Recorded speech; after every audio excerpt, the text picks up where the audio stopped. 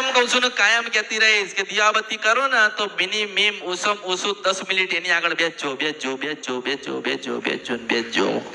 જ્યારે તમે દિયાબત્તી કરો 10 મિનિટ માની આગળ આંખ બંધ કરીને બેસજો. માને એટલું કહેજો કે માં હજારો લાખો ને કરોડો ગુના થયા તું ક્ષમા કર, માં હજારો લાખો કરોડો ગુના થયા તું ક્ષમા કર, માં હજારો લાખો કરોડો ગુના થયા ક્ષમા કર. એક દાડો અંદરથી બોલવા આવશે કે જા આજથી હજારો લાખો ને કરોડો ગુના છે ને હું ખોડિયાલ મેરડી કાળકા જવું ઝોપડી માફ કરું છું. આપણે તો મોડું થાય છે, શું થાય? મોડું થાય. હવ દીવો કર્યો માતાજી તમે સારું કરીને ભાગી જાય. બોલો હવે એનું સમજવું છે, ભક્તિ સમજવી, એને ભક્તિ સમજવી ના, એને લોભ અને લાલચ અને સ્વાર્થ કહેવાય. તમે સ્વાર્થ માટે માતાજીને પૂજો છો. હું તો કહું તમે દિયાબત્તી ના કરો ને સમય ના હોય ને કોઈ દિયાબત્તી ના કરે ને તો કોઈ માતાજી કોઈને નડતી નથી. કારણ કે 24 કલાક નવરાત્રી કરીને તમારે ભજન હોવું જોઈએ. હા, એના અખંડ દીવા તો એ છે. આ કળિયુગમાં કોઈ અખંડ દીવા નથી. તમે માનો કે દીવો કર્યો અને તમે સુઈ ગયા દીવો ઓલવાઈ ગયો તો ખંડિત થયો ને દીવો, એ અખંડ નથી. પણ તમે સવારથી સાંજ જ્યાં સુધી તમારી ઇન્દ્રિયો ઊંઘી ના જાય, તમને નિંદરું ના આવે, તમારી આંખો બંધ ના થાય ત્યાં સુધી તમારા શબ્દે ખોડિયાલ મેરડી કાળકા જવું ઝોપડી કે જે કોઈ માતાજીના તમારા માતાજી હોય ને એનું તમે નામ લો ને, એનો અખંડ દીવો હું મેરડી ભાડું છું. એનો દીવો કહેવાય. શું કહેવાય? માનો અહીં બેઠા હોય ને ખોડદેવી આપણે ખોડિયાલ હોય ને, માં ખોડિયાલ, ચામુંડ હોય તો કે માં ચામુંડ, મેલડી હોય તો માં મેલડી, સુરાપુરા હોય તો હે દાદા, હનુમાનજી હોય તો હે બજરંગબલી. આપણે કહેવાય ને એ મોટો 24 કલાક અને 32 ઘડીનો દીવો કહેવાય. એમાં તમે દિયાબત્તી ના કરો ને એક સમયે કે નથી કરી આજે દિયાબત્તી, પણ તમારું ભજન અંદર મનથી એવું થાય ને આમ અંદરથી કે એના ભગવાનના દીવા ચાલુ થાય. એટલે માતાજીને પૂજો તો સાચા હૃદયથી પૂજવી, સાચા ભાવથી પૂજવી, લોભ અને લાલચથી નહીં. અને મેં કીધું કે અહીંયા બેઠા હોય ને પણ તમારા ઘરે જે દીવો કરીને આવ્યા હોય ને એનું નામ લો. કારણ કે ક્યારે એ આઈન પાછી ઉભી રહે કોને ખબર.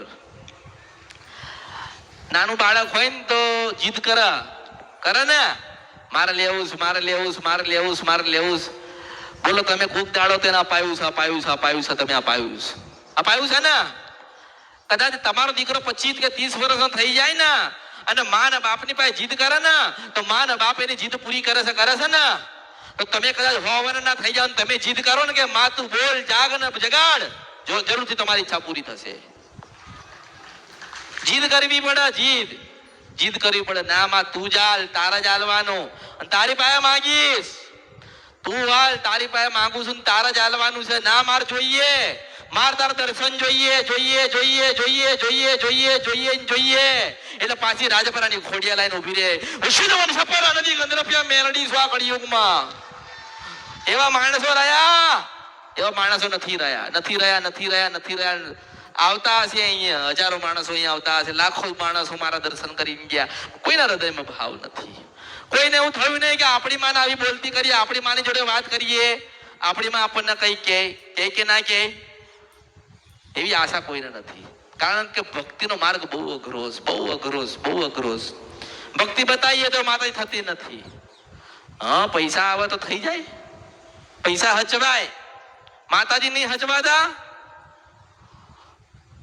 પણ ના, તમારી ભૂલ થાય છે.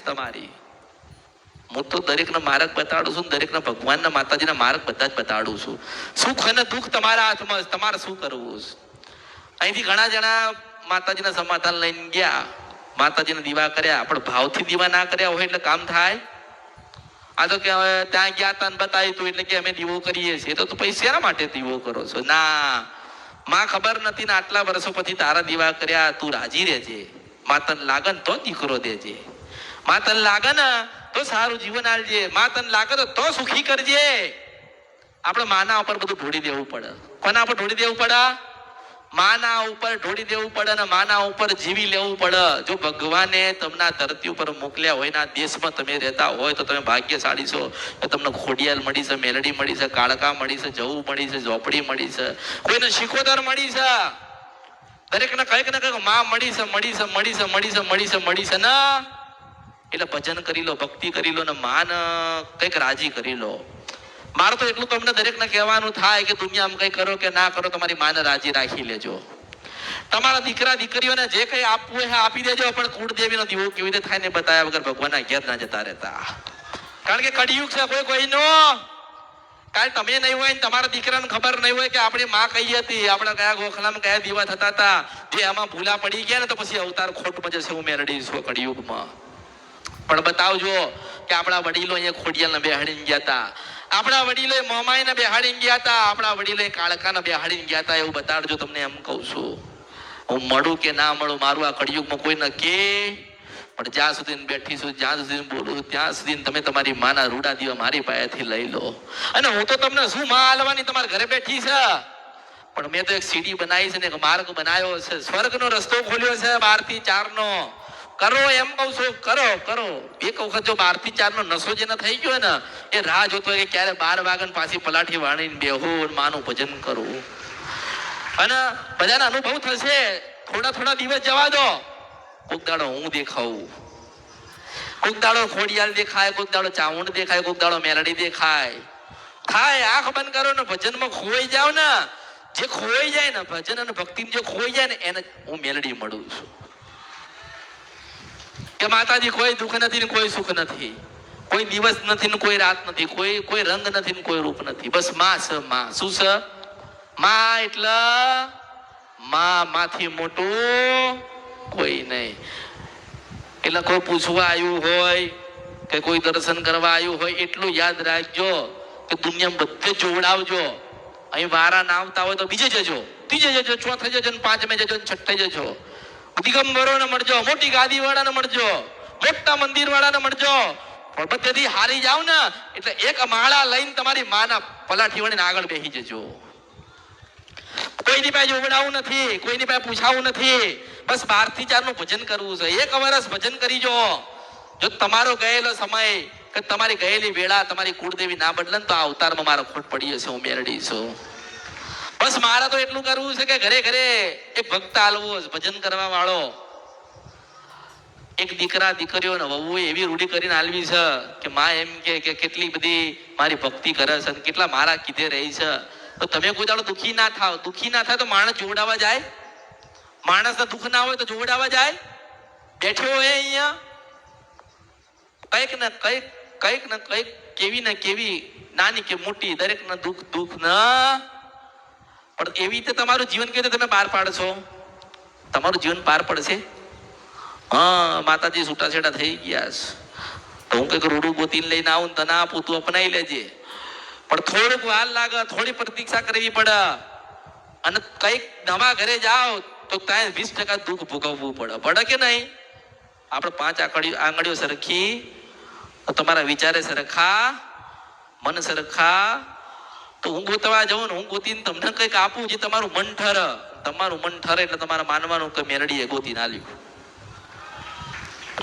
અને લાખ પ્રયત્ન કરો ને તમારે કામ ના થાય એટલે સમજવાનું કે હું મેરડી આવી હતી ના પાડવા. બહુ ખાડો ખોદ કરો પાણી ના એટલે સમજી લેવાનું કે મેરડી ના પાડસ. અને કદાચ તમને એવું લાગી જાય કે અહીંયા ખોદવું છે અહીંથી પાણી નીકળશે તો હું મેરડી જરૂરથી કાઢી નાખીશ. એટલે દરેકને પોતાની કંઈક ને કંઈક મનની આશા છે પૂરી થતી, કંઈક ને કંઈક દુઃખ છે. પણ ચિંતા ના કરશો. મેં માર્ગ બતાડ્યો છે ને તમને, અને તમે મારા વિશ્વાસ ઉપર છો ને તો એટલું યાદ રાખજો કે આજ નહીં તો કાલ દરેકના જીવન પરિવર્તન થશે થશે થશે થશે થશે. કંઈક જીવનમાં ભૂલ થઈ હોય, કંઈક જીવનમાં ભૂલ થઈ હોય ને, ભૂલો થઈ હોય, ગુના થયા હોય, એ ક્યાં જાય? એ ક્યાં જાય? એ જાય એ તો કંઈક આપણે ભોગવવા પડે ને. કર્મ દરેકને ભોગવવાના છે. પણ આપણે ખોટા કર્મ કર્યા કે સારા કર્મ કર્યા આપણે ભોગવવાના ને. તમે દાન પુન 5 રૂપિયાનું દાન પુન કરો, કોઈ ગાયને રોટલી ખવડાવો તો એ પુન કહેવાય ને. તે પુનનું ફળ તમને મળે ને. તો તમે ખોટું બોલ્યા હોય કે ખોટું તમારાથી થયું હોય તો એની સજાય તમને મળશે ને.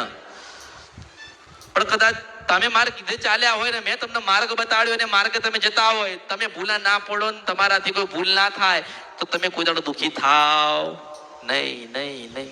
હવે વિચાર કરો કે તમે મારી પાસે આવ્યો છો કે વર્ષથી આવતા હોય કે 2 વર્ષથી આવતા હોય, પણ પાછળના 10 વર્ષ તમે ભૂલો કરીશ. કેટલી? 10 વર્ષ. તમે પાછળ 10 વર્ષ ગુનો ભૂલ કરી 2 વર્ષ મને મળ્યા છો, 8 વર્ષ જે ગુણ ભૂલ કરીને એ ક્યાં જશે? પણ એમ કહું છું કે હજુ 2 વર્ષ જવા દો કે 1 વર્ષ જવા દો, એ 8-9 વર્ષ જે દુઃખ પડ્યા ને જે કર્મ થઈ ગયા ને એ બધા ધોવાઈ જશે. હું મેલડી આશીર્વાદ આલું છું. અને પહેલો પ્રેમ આપણી માન થાય. કોને થાય? પહેલો પ્રેમ આપણી માને થાય. માને કહેવાય કે તું મારી ને અમે તારા છીએ.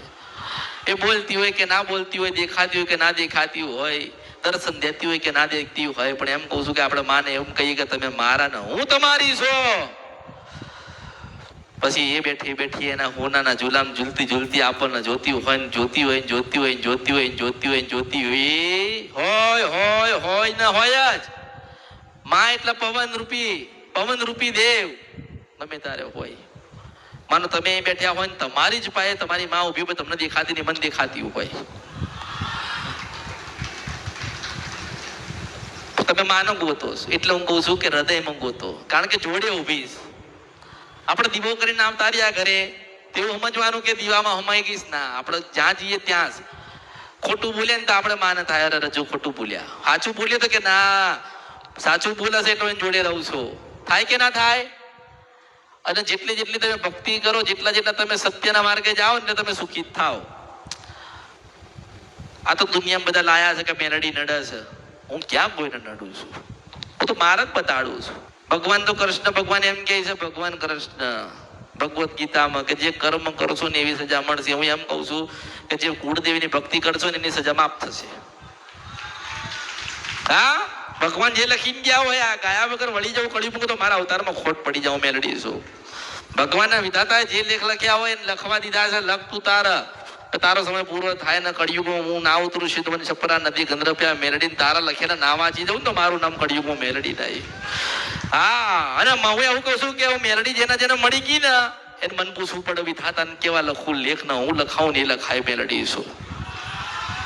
પણ હમ સમજતા નથી. સમજતા ખોટું કરવું જાવ કરો તમે તમારું કર્મ જાણ.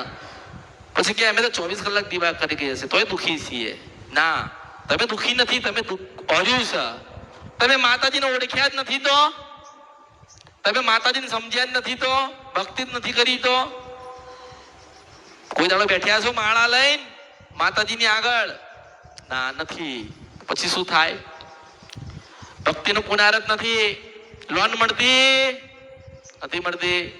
કાગળિયા બરાબર નથી. જાઓ કાગળ સુધારીને આવો. એમ કહું છું કે કરમ સુધારી મારી પાસે આવજો, ભાઈ કરોડ રૂપિયા લોન લઈ જજો મારી પાસે. મેલડી બોલું છું. નથી સમજતા. ના, એવું સમજણ પડે કે લોન લેવા જઈએ ત્યાં પૂરા કાગળ હોવા જોઈએ. એવી ખબર પડે. હા, એવી ખબર પડે. શું ખવાય એવી ખબર પડે. એવી નથી ખબર પડતી કે આપણે માનતા પવિત્રતા જાળાય, આપણે માને રાજી રખાય, સમયસર દીવા કરાય. દીવા કરવાનું રહી ગયેલું હોય તો માની માફી માંગી લેવાય. મારે દૂર માંથી થઈ ગયા હોય, પરદેશ ગતાર્યા હોય તો આપણે માનું થોડું ભજન કરી લેવાય. એ કાગળિયા તમારા ચોખ્ખા છે ને તો પરમાત્મા કોઈ નડવા નહીં આવો. જેને જેટલું જોઈતું છે ને બધું જ હાલશે. એટલે જેટલા જો તમારી અંદર ધીરજ હશે ને તો તમારા બધા જ કાર્ય પૂરા થશે. અને મોટો ન્યાય જો માતાજી કે દેવ 10,000 રૂપિયા ન્યાય માટે આયા હોય લેવા, 10,000 નો ન્યાય કરજો. આ મોટી સલાહ છે. ન્યાય એટલે ન્યાયથી મોટું.